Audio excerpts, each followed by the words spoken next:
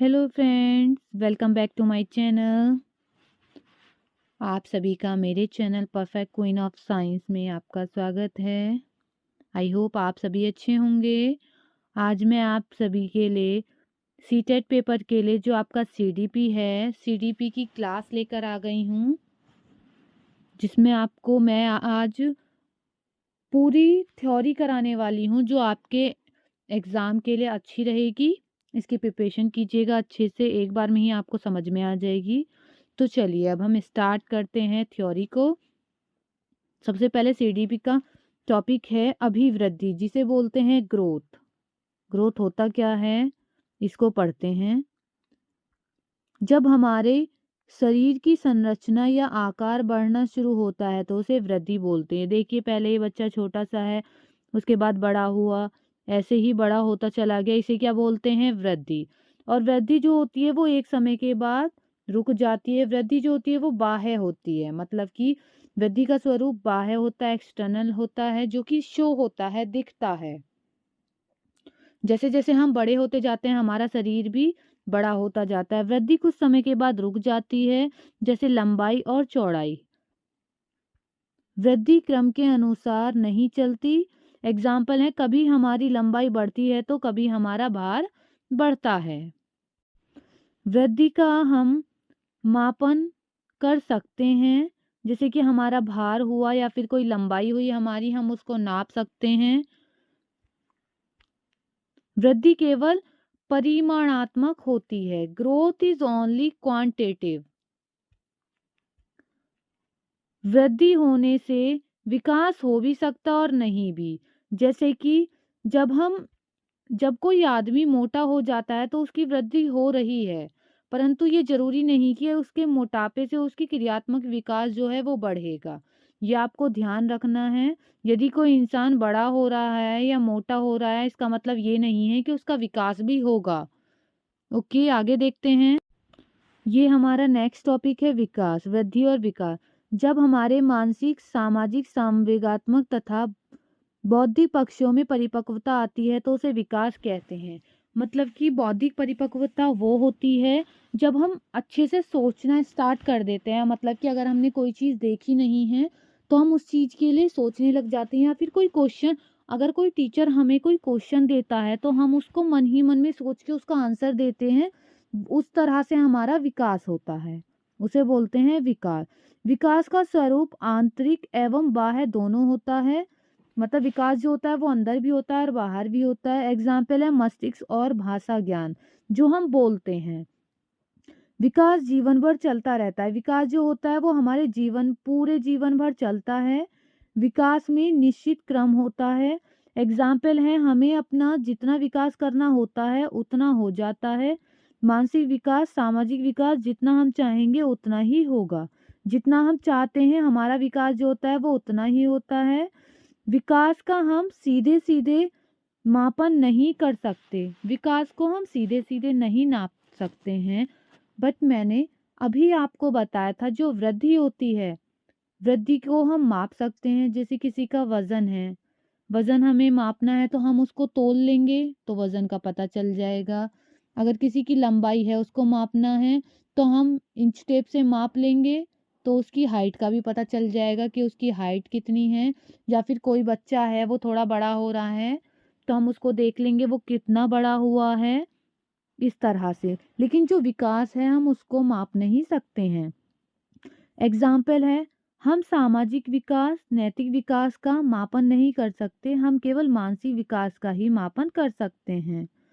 विकास परिमाणात्मक और गुणात्मक दोनों होता है।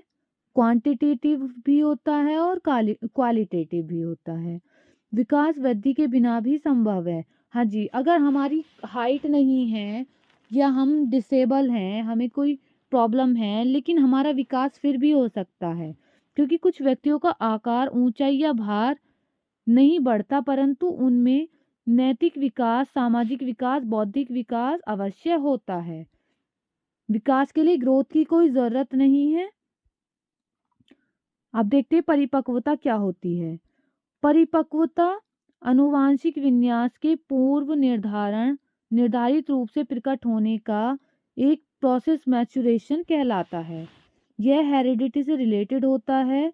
बड़े होने पर मैच्योरिटी आती रहती है। विकास के क्या क्या आयाम है, डोमेन्स हैं, उनको देख लेते हैं।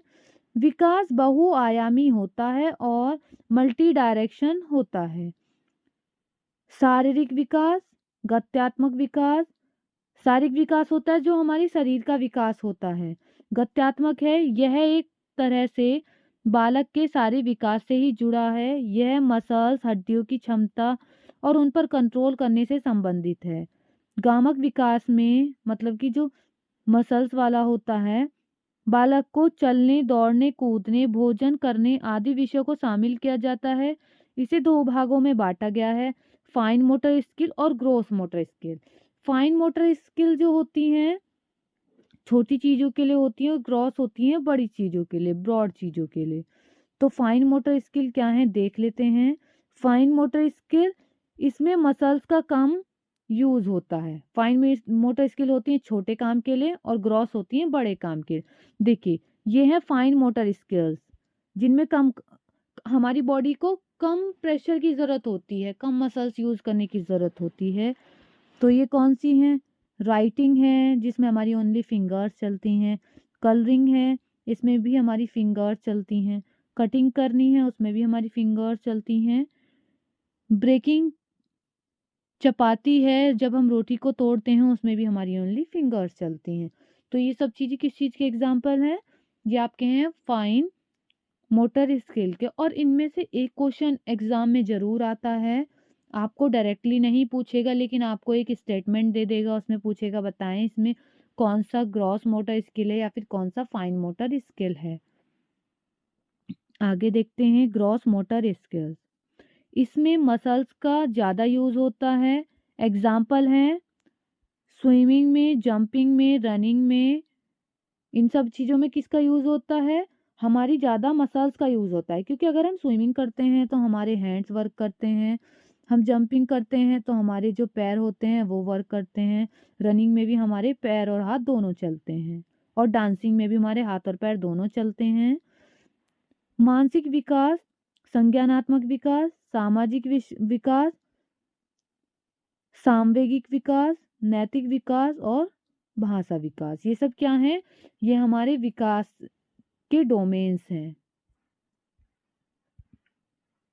आगे देखते हैं बाल विकास के सिद्धांत, principle of child development. Child development के कौन कौन से प्रिंसिपल्स हैं उन्हें देखते हैं। समान प्रतिमान का सिद्धांत, प्रिंसिपल ऑफ सिमिलर पैटर्न। इसके अनुसार प्रत्येक जाति अपनी जाति के अनुरूप के विकास के प्रतिमान का अनुसरण करती है। जैसे ह्यूमन का बच्चा ह्यूमन ही होगा, एलिफेंट का बच्चा एलिफेंट ही होगा, डॉग का बच्चा डॉग ही होगा, बफेलो का बच्चा बफेलो ही होगा, काऊ का बच्चा काऊ ही होगा। ये एक सेम पैटर्न है, सिमिलर पैटर्न होता है, जो कि चाइल्ड डेवलपमेंट का एक डोमेन है। नेक्स्ट कौन सा डोमेन है? विकास की दिशा का सिद्धांत। विकास की जो दिशा है उसका जो सिद्धांत है।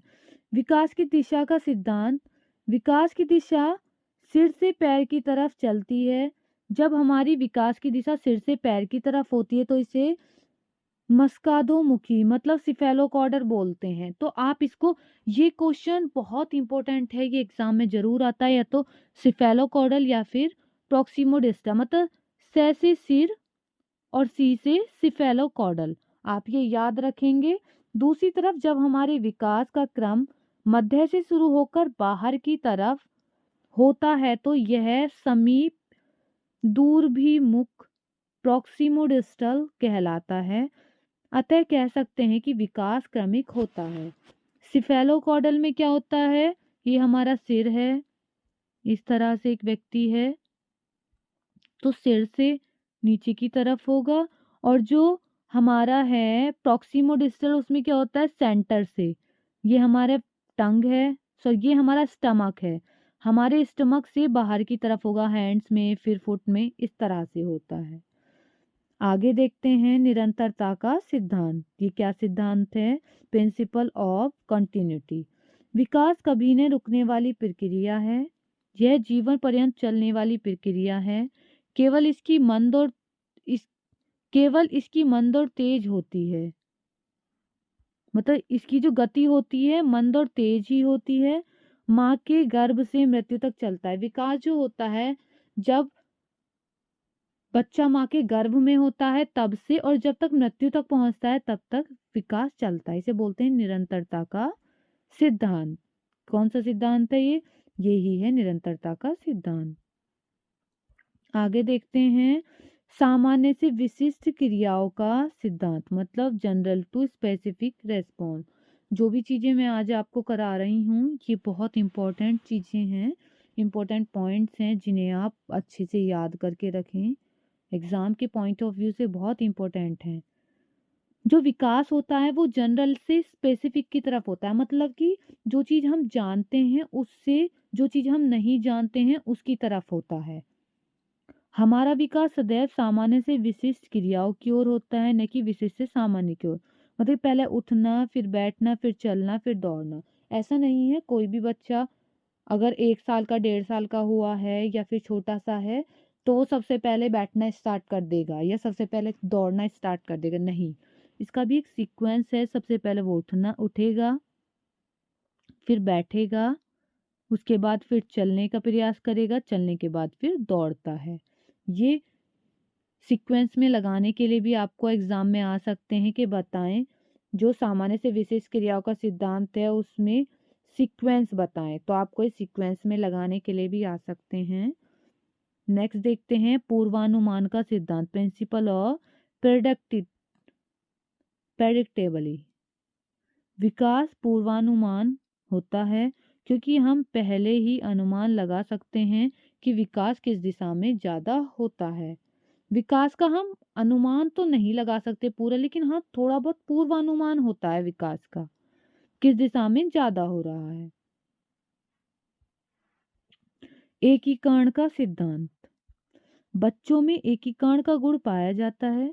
जब हम किसी एक काम को करने के लिए अपने हाथ पैरों को एक साथ मिलाकर काम करते हैं तो वे एकीकरण का सिद्धांत कहलाता है। मतलब कि हम अपनी बॉडी के जो हमारे पार्ट्स होते हैं उनको कंट्रोल करके किस किस बॉडी के पार्ट से कौन सा काम करना है उस चीज को बोलते हैं यूनिटरी प्रोसेस। ओके। जैसे कि हमें पेंसिल से लिखना है, अपना काम करना है तो हम फिंगर से करेंगे, हैंड से करेंगे, ऐसा नहीं है ना हम उससे फुट से करने लग जाएंगे। तो ये होता है हम अपने बॉडी के जो अदर ऑर्गन्स होते हैं उनको कंट्रोल करके जो काम करते हैं वो एकीकरण का सिद्धांत होता है। नेक्स्ट है 6 पॉइंट, व्यक्तिगत भिन्नता का सिद्धांत, प्रिंसिपल ऑफ इंडिविजुअल डिफरेंसेस। बच्चों का विकास व्यक्तिगत भिन्नताओं के अनुसार चलता है। किसी में विकास की गति तेज हो, किसी में कम।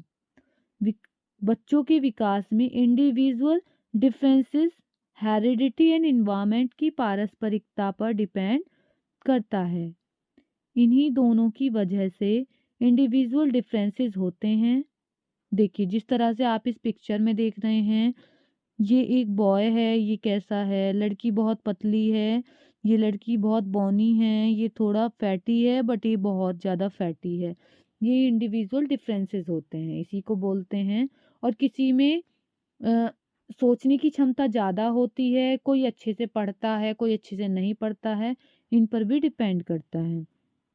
हमारी इंटेलिजेंस, मोटिवेशन, इंटरेस्ट एक्सेट्रा अलग अलग होते हैं। ये सब चीज़ें हमारी अलग अलग होती हैं। अब नेक्स्ट है वर्तुलाकार बनाम रेखीय प्रगति का सिद्धांत। मतलब वर्तुलाकार क्या होती है, रेखीय होती है सीधा। विकास जो होता है वो सीधा नहीं होता है, वर्तुलाकार होता है, मतलब स्पाइरल शेप में होता है विकास। सीधा विकास नहीं होता है, स्पाइरल शेप में होता है। विकास कभी भी रेखीय नहीं होता, मतलब यह कभी भी सीधी रेखा में नहीं चलता। कभी उसकी गति धीमी तो कभी उसकी गति तेज हो जाती है। नेक्स्ट है 9th है अंतर संबंधित विकास का सिद्धांत, प्रिंसिपल ऑफ इंटर डेवलपमेंट। शारीरिक, बौद्धिक, संवेगात्मक, सामाजिक और अन्य प्रकार के विकास अंतर संबंधित और परस्पर निर्भर करते हैं। नेक्स्ट पॉइंट है हमारा, हमने डोमेन्स देख ली, अब हम देखने वाले हैं बाल विकास की जो अवस्थाएं होती हैं, कौन कौन सी अवस्थाएं हैं और कितनी अवस्थाएं हैं। स्टेज ऑफ चाइल्ड डेवलपमेंट, सबसे पहली है प्रसवपूर्ण प्रीनेटल स्टेज। जब आप अपनी माता के गर्भ में होते हो या बच्चा जब अपनी माता के गर्भ में होता है, प्रीनेटल स्टेज में 9 मंथ या फिर 280 दिन होते हैं।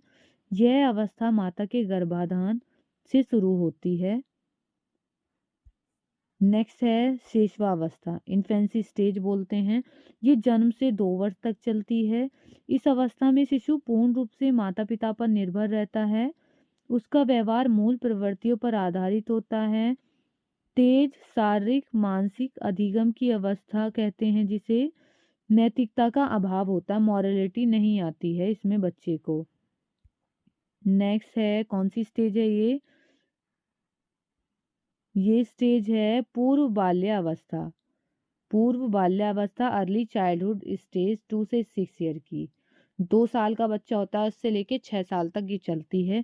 इसमें बच्चा अनुकरण द्वारा सीखता है, मतलब बच्चा अगर कोई सामने वाला कुछ बोल रहा है या पेरेंट्स जो बोलते हैं बच्चा वही करता है। इस अवस्था में बच्चे को क्यूरियोसिटी ज़्यादा होती है, मतलब पूछने की, क्वेश्चंस करता है, पूछता रहता है पेरेंट्स से। इस अवस्था को टॉय एज कहते हैं। यह भाषा अर्जन के लिए संवेदनशील पीरियड होता है, मतलब सेंसिटिव पीरियड होता है। ये क्वेश्चन बहुत इंपॉर्टेंट है जो एग्जाम में बनता भी है, वो कौन सेंसिटिव पीरियड किसे बोलते हैं। तो अर्ली चाइल्डहुड जो होता है 2 से 6 साल तक का, उसे बोलते हैं सेंसिटिव पीरियड। इस अवस्था में बच्चा कल्पनाशीलता वाले गेम्स में एक्टिव रूप से भाग लेता है। नेक्स्ट पॉइंट है उत्तर बाल्यावस्था या फिर बाल्यावस्था जिसे बोलते हैं। उत्तर बाल्यावस्था बोलते हैं इसको या फिर बोलते हैं बाल्यावस्था। इसे तार्किक चिंतन लॉजिकल थिंकिंग की अवस्था कहा जाता है। इसे आरंभिक स्कूल की एज भी कहा जाता है क्योंकि इसी एज में बच्चा स्कूल जाता है, अपने फ्रेंड के साथ घुलता मिलता है। इसे गंदी अवस्था कहा जाता है। इसे स्फूर्ति की अवस्था या स्मार्ट एज कहा जाता है। इसे खेलों की अवस्था कहा जाता है क्योंकि बच्चा इसमें बहुत गेम्स खेलने लग जाता है। इस अवस्था में संग्रहण की प्रवृत्ति विकसित होने लगती है। इसे टोली या फिर गैंग की अवस्था भी बोलते हैं क्योंकि बच्चा अपने सेम एज के फ्रेंड के साथ टोली बनाने लग जाता है, और इसे ही जीवन का अनोखा काल भी कहा जाता है। नेक्स्ट है हमारा किशोरावस्था जो कि 12 या 13 से 18 साल तक होती है। इसे जीवन का सबसे कठिन काल कहा जाता है। जो किशोरावस्था है इसे जीवन का सबसे कठोर काल कहा जाता है या कठिन काल कहा जाता है। इसे संघर्ष तनाव आंधी तूफान और उलझन की अवस्था भी कहा जाता है। क्योंकि इसी अवस्था में ज़्यादा तनाव रहता है कि हमें करियर के लिए क्या करना है या हमारे एग्ज़ाम कैसे जाएंगे, बहुत सारी चीज़ें। इसमें विषम लिंगी आकर्षण होता है। इस अवस्था को स्वर्ण काल या गोल्डन एज भी कहा जाता है। इसी अवस्था को हम टीन एज भी बोलते हैं या फिर स्वर्ण काल भी बोलते हैं। इस अवस्था में वीर पूजा की भावना उत्पन्न होती है, मतलब हीरो वर्शिप की जो भावना होती है, मतलब कि जैसे कोई लड़का है वो सलमान खान को अपना हीरो बना लेता है, कोई शाहरुख खान को अपना हीरो बना लेता है। ऐसी गर्ल्स हैं, कोई दीपिका पादुकोण को अपनी हीरो बना लेती हैं। तो इसमें हीरो वर्शिप की भावना बहुत ज़्यादा आ जाती है इस एज में। इस अवस्था में बच्चे अमूर्त चिंतन करने लगते हैं, मतलब कि जिस चीज को नहीं देख रहे हैं उस चीज के लिए भी चिंतन करने लग जाते हैं। अब आगे देखते हैं, बुद्धि के बारे में पढ़ते हैं। ये हमारा है नेक्स्ट टॉपिक। आई होप आपको यहाँ तक समझ में आ गया होगा, और वीडियो को स्किप ना कीजिए, लास्ट तक बने रहिएगा। मैं आपके लिए बहुत अच्छे अच्छे टॉपिक्स लेके आई हूँ आज, जो कि आपके एग्जाम के पॉइंट ऑफ व्यू से बहुत इंपॉर्टेंट हैं। तो चलिए आगे देखते हैं। और अगर चैनल को सब्सक्राइब नहीं किया है तो चैनल को सब्सक्राइब कर लीजिए। ये हमारा नेक्स्ट पॉइंट है बुद्धि, इंटेलिजेंस। इंटेलिजेंस समस्याओं को सुलझाने में मदद करता है। बुद्धि से ही व्यक्ति तर्क करता है, थिंकिंग करता है, इमेजिनेशन करता है किसी चीज़ के बारे में। बुद्धि एक मल्टी डायमेंशनल है और कठिन योग्यताओं का एक सेट होता है। बुद्धि स्थायी और परिवर्तनशील होती है। बुद्धि जो होती है वो परिवर्तनशील होती है क्योंकि बदलती रहती है। बुद्धि अनुकूलन स्थापित करने में हेल्प करती है। मतलब कि हम अगर अलग इन्वायरमेंट में जाते हैं तो वो उसको हम उसको अडेप्ट कर सकते हैं, उसमें हमारी हेल्प करती है। बुद्धि के प्रकार भी बहुत सारे लोगों के अकॉर्डिंग है। तो हम सबसे पहले देखेंगे थॉर्नडाइक के अनुसार बुद्धि के 3 प्रकार होते हैं। कौन कौन से हैं उन्हें देख लेते हैं। नंबर 1 है मूर्त बुद्धि, कॉन्क्रीट इंटेलिजेंस। मूर्त बुद्धि मात्रा गलत हो गई है। मूर्त बुद्धि से अभिप्राय जो चीजें हमारे सामने होती हैं। मूर्त का मतलब प्रत्यक्ष जिन चीजों को देखकर हम कार्य करते हैं मूर्त कहलाती हैं। जैसे जिस चीज को हम सामने देख के बनाते हैं या करते हैं, जैसे हमारे सामने कोई क्वेश्चन है, लिखा हुआ क्वेश्चन है, उसको देख के हम करते हैं, वो होती है मूर्त। जैसे हमने कोई ड्राइंग देखी है, हमने सामने सेब रखा हुआ है, सेब को देख के हम ड्राइंग बना रहे हैं। हमने कोई सीनरी देखी, सीनरी को देख के हम उसी सीनरी को कॉपी कर रहे हैं, तो ये मूर्त है। जैसे मैकेनिक करते हैं या कारीगर होते हैं, मूर्त बुद्धि का यूज करते हैं। नेक्स्ट है अमूर्त बुद्धि, एब्स्ट्रैक्ट इंटेलिजेंस। जो बुद्धि हमें दिखाई नहीं देती, जो भावनाएं और विचारों से संबंधित होती है, जैसे कवि, डॉक्टर, चित्रकार अमूर्त बुद्धि के उदाहरण हैं। जैसे चित्रकार होता है, चित्रकार अपने मन से ही कोई चित्र बना लेता है, इमेजिनेशन से। या फिर आप भी कर सकते हैं। आपके लिए किसी टीचर ने कोई क्वेश्चन बोला, जो सिंबॉलिक क्वेश्चन होते हैं, उन क्वेश्चंस को करने के लिए टीचर ने कोई क्वेश्चन बोला, तो आपने उसकी एक माइंड में एक इमेज बना ली है कि ये एब्स्ट्रैक्ट है, इसको हम ये क्वेश्चन बोला है, इसको हम सॉल्व कर सकते हैं, ये तो वो होती है एब्स्ट्रैक्ट। अगर हम बुक पर देखकर कर रहे हैं तो वो होती है कॉन्क्रीट इंटेलिजेंस। नेक्स्ट है सामाजिक बुद्धि, सोशल इंटेलिजेंस। जो समाज सेवी होते हैं, समाज के लिए कार्य करते हैं, सामाजिक बुद्धि में आते हैं। कौन कौन होते हैं वो हैं नेता, व्यवसायी, समाज सेवी, अध्यापक आदि सामाजिक बुद्धि के उदाहरण हैं।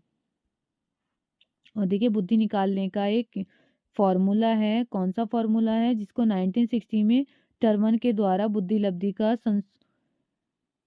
संशोधित सूत्र दिया था।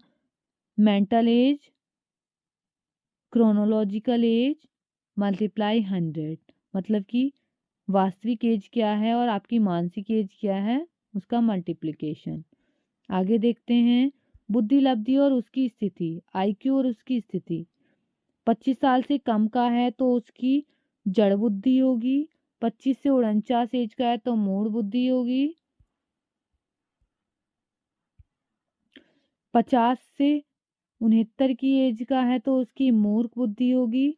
70 से 79 का है तो मंद बुद्धि। इसी तरह से बुद्धि के ग्राफ दिया हुआ है, आपको इसे रीड कर लीजिएगा। आगे देखते हैं प्रतिभाशाली बच्चे, जो गिफ्टेड बच्चे होते हैं वो कौन से होते हैं? अपने डिसीजन में इंडिपेंडेंट होते हैं, वो अपना डिसीजन खुद लेते हैं, किसी के ऊपर डिपेंड नहीं होते हैं। इनमें आत्म क्षमता सेल्फ इफिशियंसी हाई होती है। क्रिएटिव आइडियाज होते हैं इनके पास।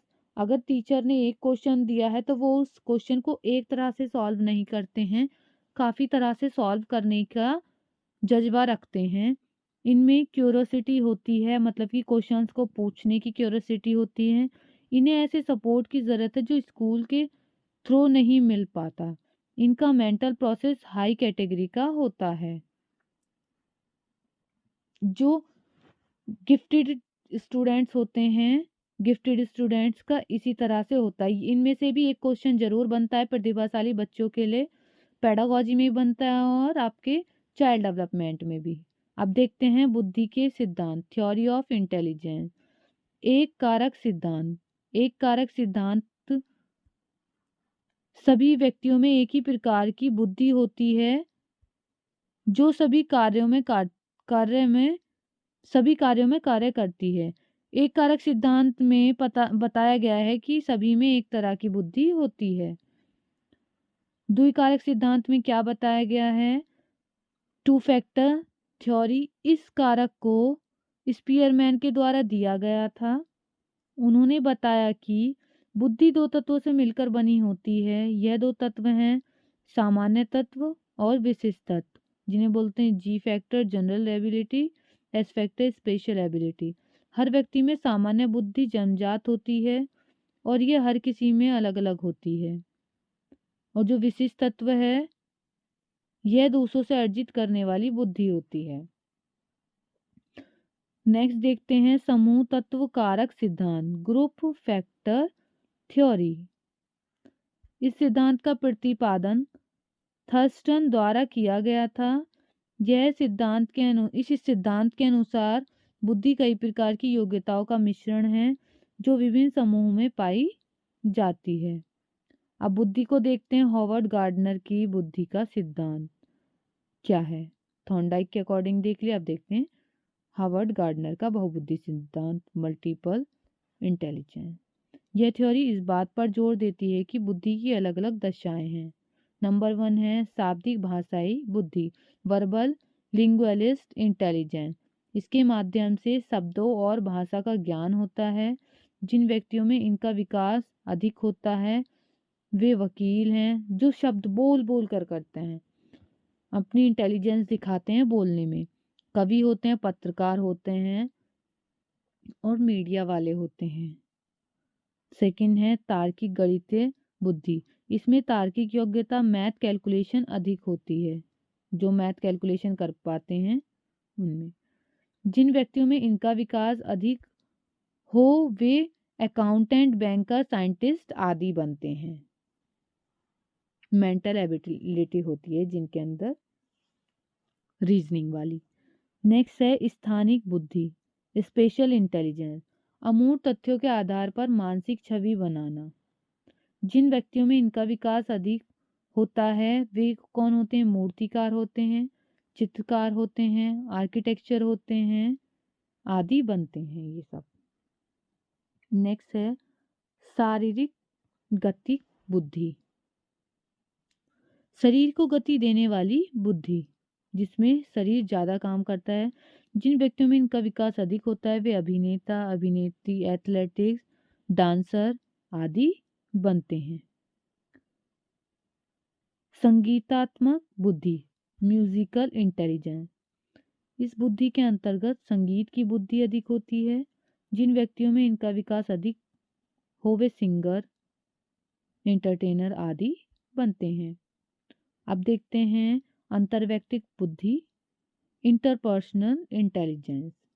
इसके द्वारा दूसरे व्यक्ति के साथ कैसे इंटरेक्ट किया जाता है यह पता चलता है। जो कि कौन करते हैं इस चीज़ के लिए? टीचर्स होते हैं। जिन व्यक्तियों में इनका विकास अधिक हो वो नेता, सामाजिक कार्यकर्ता और टीचर्स होते हैं। अंतःवैयक्तिक बुद्धि, इंट्रापर्सनल इंटेलिजेंस। इसके द्वारा खुद के साथ इंटरेक्ट किया जाता है। जिन व्यक्तियों में इनका विकास अधिक हो तो वे आध्यात्मिक गुरु बनते हैं। जिनके अंदर अपने से ही इंटरेक्ट करने का या अपने से ही बात करने का जज्बा हो, इंटरेक्शन हो, इंटेलिजेंस हो, उन्हें वो बनते हैं आध्यात्मिक गुरु। नेक्स्ट है प्रकृतिवादी बुद्धि। इस बुद्धि के व्यक्ति प्रकृति के नजदीक होते हैं। जिन व्यक्तियों में इनका विकास अधिक होता है वे किसान आदि बनते हैं। नेक्स्ट है अस्तित्ववादी बुद्धि। इस बुद्धि के व्यक्ति हर चीज के अस्तित्व के बारे में सोचते हैं, जैसे हम इस दुनिया में क्यों आए हैं, भगवान कौन है। जिन व्यक्तियों में इनका विकास अधिक होता है वे साधु संत और फिलोसफर बनते हैं। आगे देखते हैं त्रिआयामी बुद्धि, 3 डायमेंशनल थ्योरी। इस सिद्धांत का प्रतिपादन जेपी गिलफोर्ड ने किया था। इस सिद्धांत को बुद्धि संरचना सिद्धांत भी कहते हैं। गिलफोर्ड के अनुसार मानसिक योग्यता प्रमुख रूप से 3 तत्वों से निर्मित है: विषय वस्तु, सक्रियता तथा उत्पाद। अब देखते हैं त्रिघटकीय सिद्धांत। इस सिद्धांत का प्रतिपादन स्टर्नबर्ग ने किया था। स्टर्नबर्ग ने बुद्धि को 3 भागों में बांटा, अनुभवात्मक, घटकीय और संदर्भात्मक। अनुभवात्मक कौन सी होती है? यह बुद्धि अनुभवों पर आधारित होती है। व्यक्ति अपने अनुभवों से कुछ नई खोज करता है, अपने अनुभवों से कुछ नया क्रिएट करता है अनुभवात्मक बुद्धि में। नेक्स्ट है घटकीय बुद्धि। घटकीय बुद्धि वाले व्यक्ति कल्पना शक्तियों से ही बहुत कुछ सोच लेते हैं। ये अमूर्त बुद्धि वाले व्यक्ति होते हैं। ऐसे लोग हर चीज के पीछे कारण जानना चाहते हैं। नेक्स्ट है संदर्भात्मक। संदर्भात्मक बुद्धि व्यक्ति इसमें सूचनाओं को इस ढंग से उपयोग करने में सफल हो जाता है जिसको उसको अधिक से अधिक लाभ होता है। यह व्यक्ति पर्यावरण के साथ समायोजन रखते हैं और व्यावहारिक होते हैं। तो आज मैं आपको बहुत सारी चीज़ें करा चुकी हूँ जो कि आपके एग्ज़ाम के पॉइंट ऑफ व्यू से इम्पोर्टेंट है। मैं आपको 2 या 3 क्लासेस में CDP कंप्लीट करा दूंगी। और अगर वीडियो अच्छी लगी है तो लाइक कीजिए, कमेंट कीजिए, चैनल पर फर्स्ट टाइम विजिट कर रहे हैं तो सब्सक्राइब कीजिए और चैनल पर बने रहिएगा। मैं आपके लिए ऐसी ही अच्छी अच्छी वीडियोज़ लाती रहूँगी। And thank you for watching.